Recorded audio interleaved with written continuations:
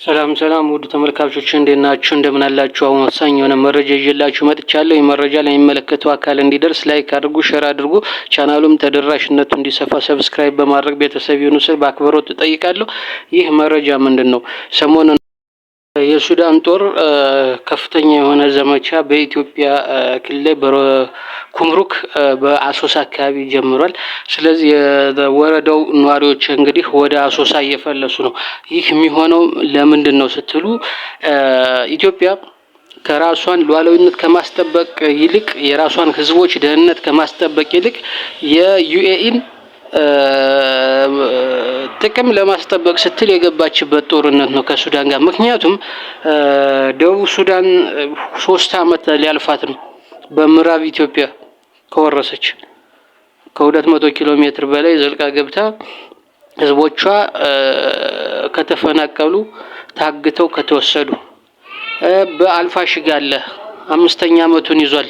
በጎንደር ሱዳን ከወሰዱ ድልድይ ሰርቶ ገበያውን ንግዱን እያሳለጠ ይገኛል። በምስራቅ በኩል ስንት የአፋር ንጹሃን በጅቡቲ ድሮን ተገሏል። በሶማሌ በኩልና በአፋር በኩል አልሸባብ ስንት እየገባ ኢትዮጵያውያንን ገሏል። ንጹሃን ኢትዮጵያውያንን አንድም ቀን ተኩሶ አያውቁም። ምን የኢትዮጵያ መንግስት ማለት የኢትዮጵያ መከላከያ አንድም ቀን ተኩሶ አያውቅም። ዛሬ ግን የሱዳንን አሸባሪ ንጹሃንን የሚጨፈጭፍ ኃይል ስልጠና ቦታ ሰጥቶ እያሰለጠነ በመገኘቱ ምክንያት እነሱን ለመደምሰስ የመጣውን ከሱዳን ጦር ጋር በኢሚሬትስ ትዕዛዝ ገጥሟል። ማን? የኢትዮጵያ ጦርና የሱዳን ጦር። ለምን? ለኢሚሬትስ ሲባል። ለምን? የፈጥኖ ደራሹ ኃይል እንዲደመሰስ ኢሚሬትስ አትፈልግም። ስለዚህ በውክልና የኢትዮጵያ ጦር ገጥሞላታል ማለት ነው። ስለዚህ የኢትዮጵያ መከላከያ ማለት ይህ ነው።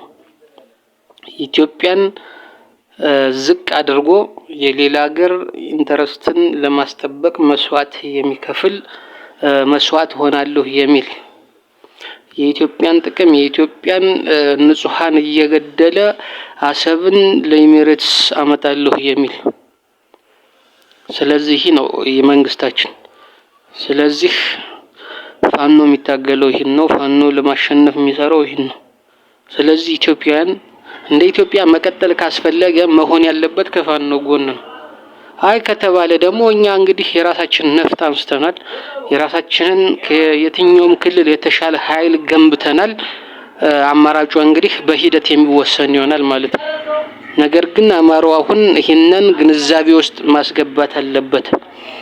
እኛን ከጉምዝ ጋር ከትግራይ ጋር ከኤርትራ ጋር ስንነጋገር ሊከሱን ይፈልጋሉ። ሱዳኖች ሱዳን ናቸው። የፈጥኖ ደራሹም ሱዳን ነው። የአልቡርሃን ኃይልም ሱዳን ነው።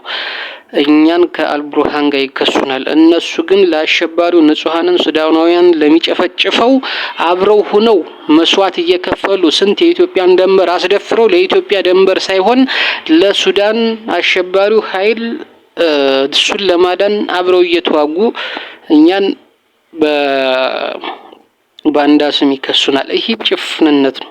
ስለዚህ አማራው ይህንን ትኩረት አድርጎ እዚህ ላይ መስራት ይጠበቅበታል።